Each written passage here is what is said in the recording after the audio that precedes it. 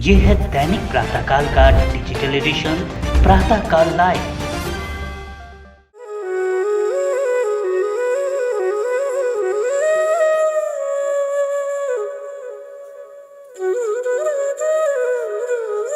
संतों का जीवन बहता पानी होता है।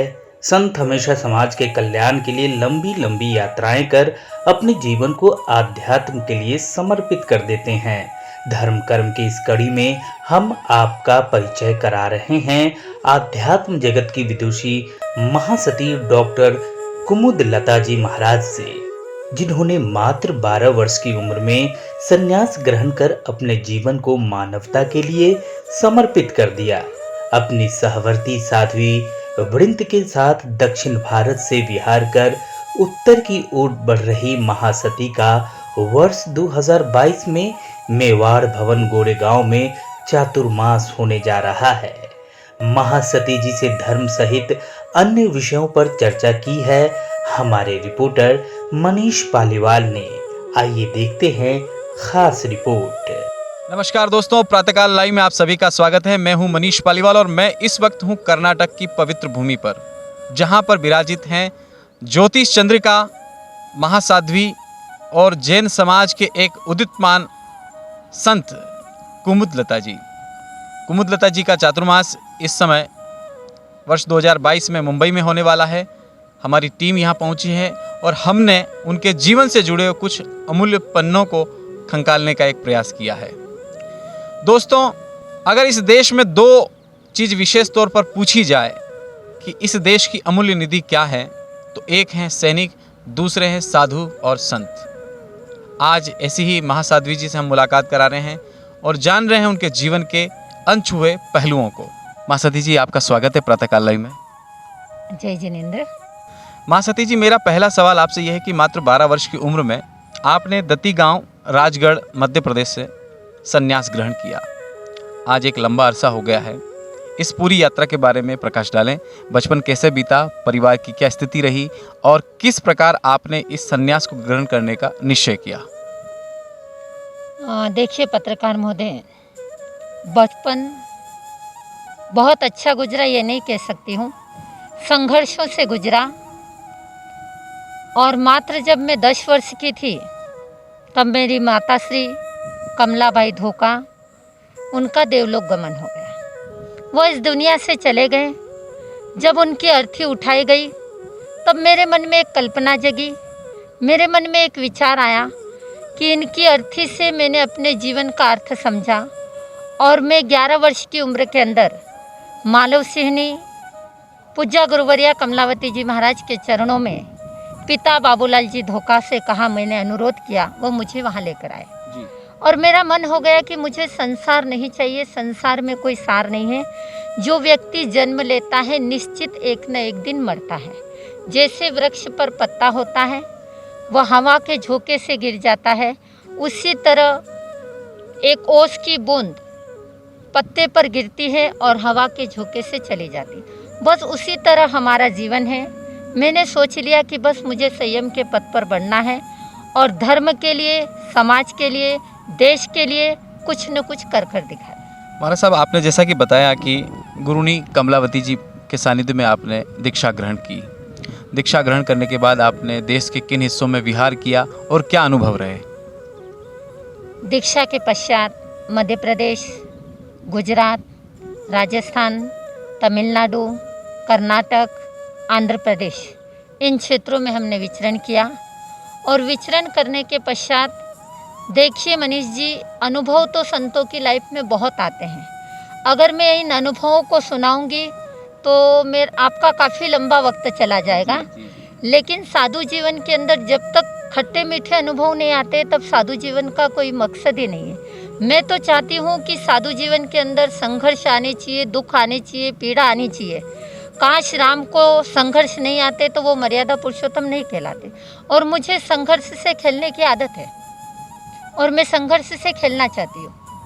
दक्षिण भारत से विहार करके मुंबई की ओर पधार रहे हैं। मुंबई माया नगरी है और वहाँ धर्म की भी उतनी बड़ी आराधना होती है कि जितनी विश्व के अन्य क्षेत्रों में होती है। आपका यह प्रवास कितना खास होगा और लोगों के लिए क्या विशेष होगा? देखिए पत्रकार महोदय, बहुत सुंदर क्वेश्चन किया आपने।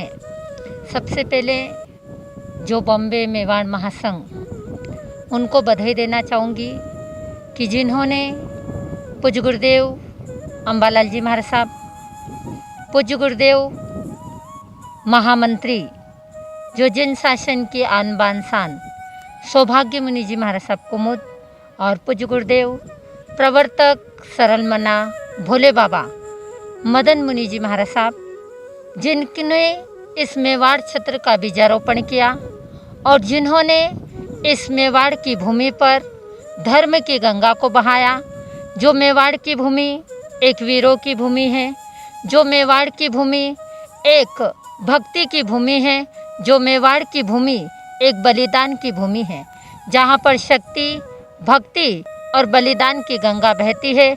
उस मेवाड़ के मेवाड़ भवन बॉम्बे के अंदर, मेवाड़ भवन के संपूर्ण 35 उपसंघों के आग्रह के साथ, आचार्य भगवंत के आग्रह के अनुष्ठान आराधना के साथ हम महामंगलकारी ये 4 महीने का चतुर्मास करने जा रहे हैं।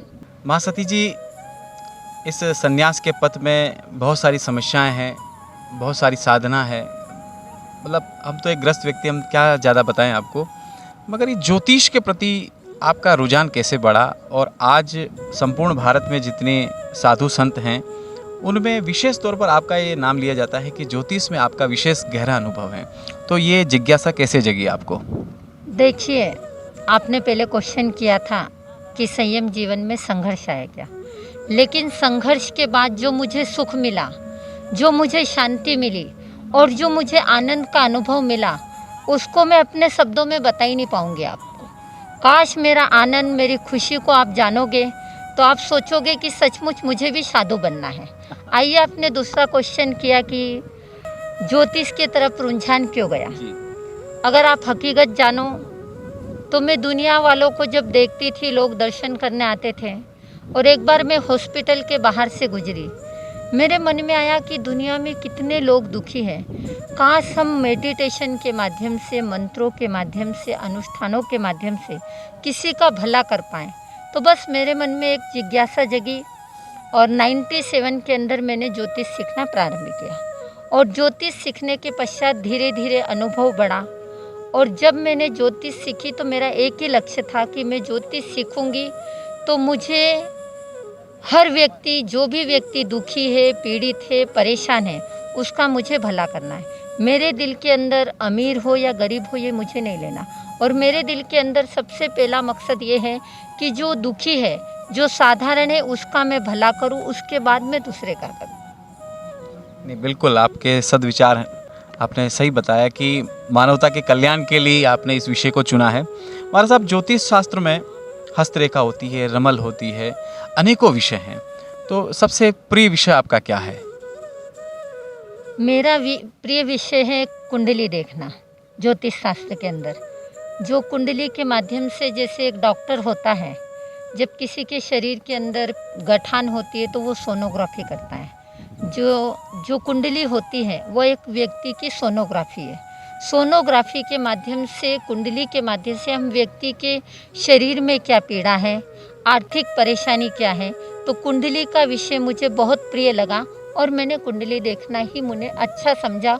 और मुझे जब मैं फ्री होती हूँ, कोई लोग आते हैं तो मेरा मन करता है कि मैं पहले उनका काम कर दूँ, फिर मेरी दैनिक क्रिया करूँ। वैसे पूरे देश भर में आपके भक्तों की एक बहुत बड़ी संख्या है, और वो आपको एक जैन साध्वी के रूप में नहीं, वो तो भारत की एक अखंड नारी या एक महासती जी के रूप में आपको पूजते हैं, मानते हैं, सम्मान देते हैं।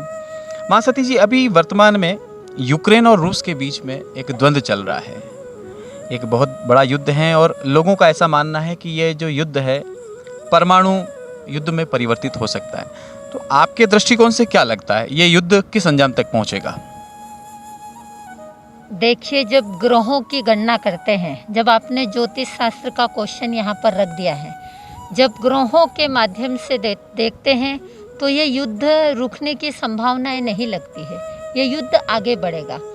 अगर एक व्यक्ति दूसरे राज्य के प्रति समर्पित हो जाए तो युद्ध रुक सकता है, नहीं तो पॉसिबल नहीं लगता है ज्योतिष शास्त्र के माध्यम से। महासती जी, चर्चा की इसी श्रृंखला में मेरा एक और सवाल है, वो ये है कि आध्यात्मिक उन्नति कैसे की जाए, जीवन में अध्यात्म को कैसे जगाया जाए और अपनी आत्मा का कल्याण कैसे किया जाए।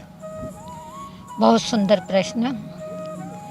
आध्यात्मिक की जागृति सत्संग से की जा सकती है, संत दर्शन से की जा सकती है, और सत्संग से जुड़ने के बाद आदमी ज़रूर आध्यात्मिक बनता है, क्योंकि हमारा देश ही आध्यात्मिक है।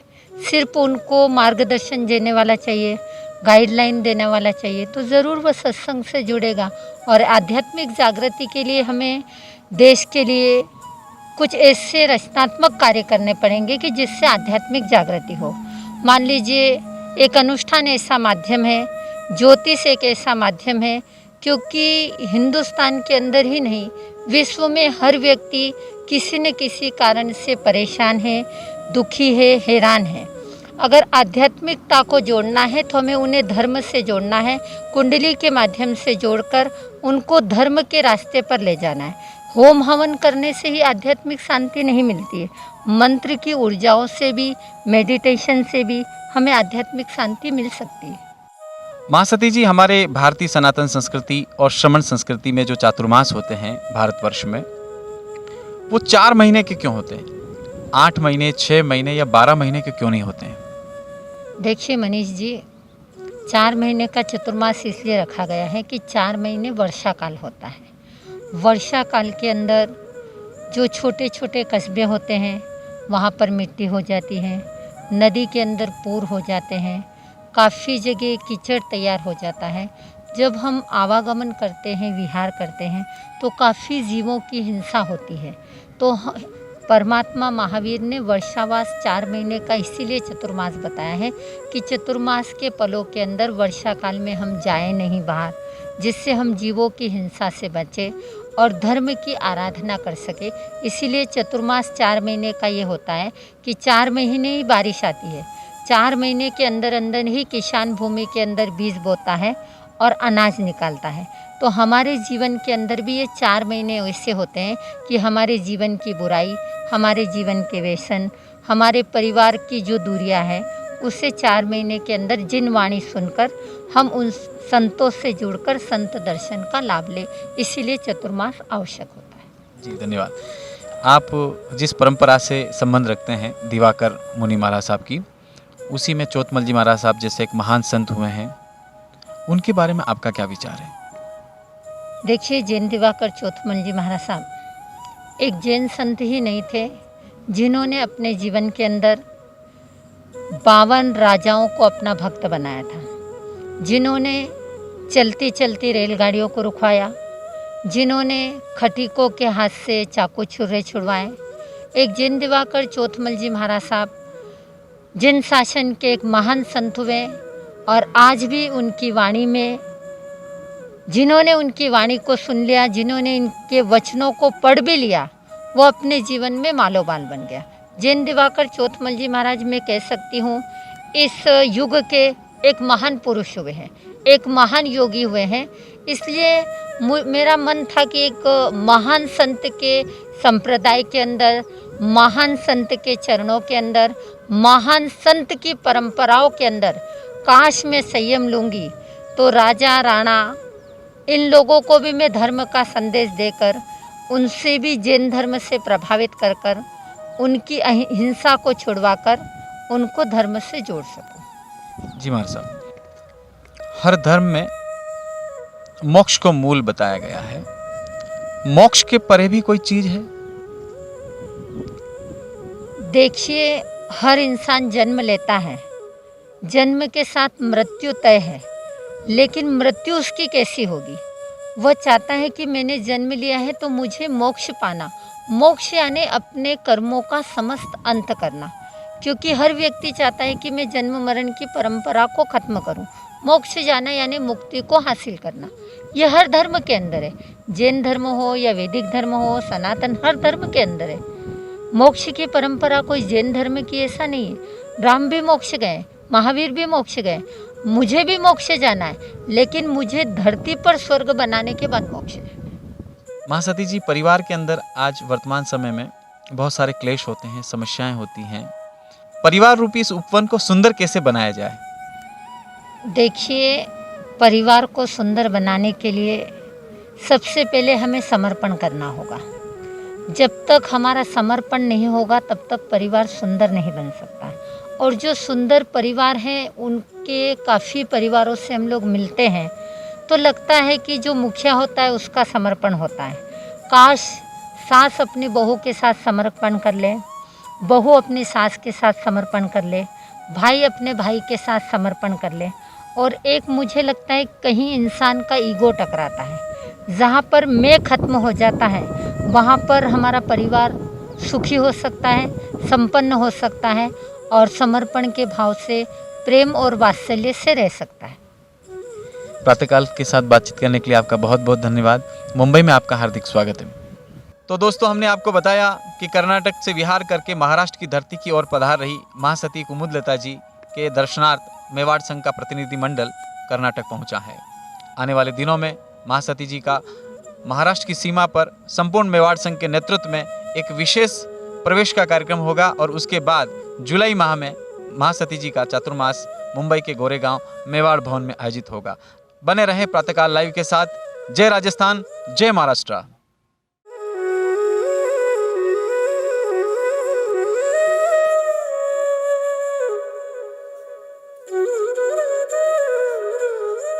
अगर आप ये कार्यक्रम YouTube पर देख रहे हैं तो हमारे चैनल को जरूर सब्सक्राइब करें और Facebook पर देख रहे हैं तो हमारे पेज को लाइक करना ना भूलें।